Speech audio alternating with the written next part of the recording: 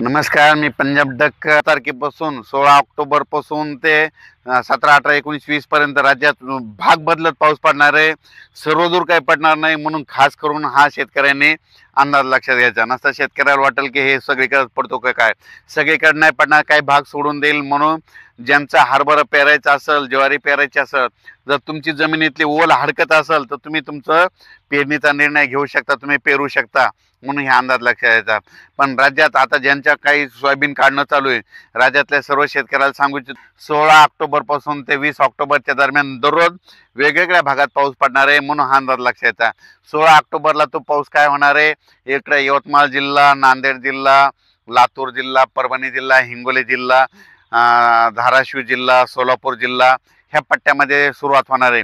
17 ऑक्टोबरला काय परत काही भागात पडणार आहे. 18ला पुन्हा दुसरा वेगळा भाग देणार आहे.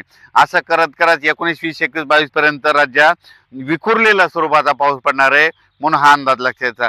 खूप काही मोठा पडणार नाही, मुसळधार काही पडणार नाही. म्हणून हा अंदाज लक्षात घ्यायचा. राज्यातल्या सर्व शेतकऱ्याला सांगू इच्छितो की आता पाऊस आता परतीचा आहे. आता हे शेवटचाच पाऊस आहे. आता पाऊस निघून जाणार आहे आणि 2 नोव्हेंबरला मध्ये चांगली थंडी येणार आहे. म्हणून राज्यातल्या सर्व शेतकऱ्यांनी अंदाज लक्षात घ्यायचा. ज्यांचं सोयाबीनचं शेत खाली झालं असं तुम्ही तुमचं पेरणी करू शकता.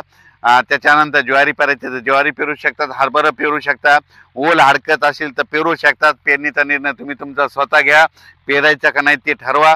फक्त तुम्हाला एक सांगू इच्छितो, राज्यात मात्र 16 ऑक्टोबर ते 20, 21, 22 ऑक्टोबरच्या दरम्यान दररोज वेगवेगळ्या भागात तुरळक ठिकाणी पाऊस पडणार आहे. खूप काही मोठा पडणार नाही. म्हणून हा अंदाज सर्व शेतकऱ्यांनी लक्षात घ्यायचा. हा केवळ अंदाज कशामुळे दिला की राज्यातल्या सर्व शेतकऱ्याचं सोयाबीन काढणं चालू आहे. कोणाचं सोयाबीन उघड्यावर आहे, मका देखील उघड्यावर कापून ठेवलेली.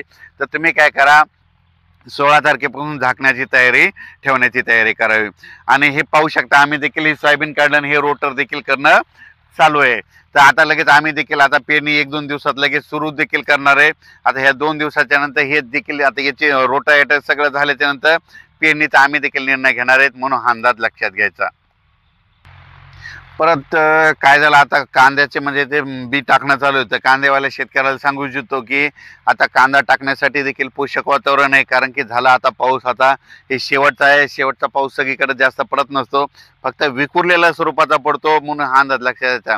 राज्यात सर्व दूर नाही पाऊस, पण 16 ते ह्या 4-5 दिवस 16 तारखेपासून ते 20-21 ऑक्टोबरपर्यंत दररोज वेगळ्या भागात पडणार आहे. म्हणून तुमचं कांद्याचं रोप टाकायचं तर ते देखील दाखवू शकता. त्याच्यानंतर हरभरा देखील पेरू शकता, ज्वारी देखील पेरू शकता. त्याच्यानंतर शेत देखील दुरुस्त करा. त्याच्यानंतर सोयाबीन देखील तुम्ही काय करा, तुमच्या सुड्या उघड्या असतील तर ते देखील झाकून घ्या.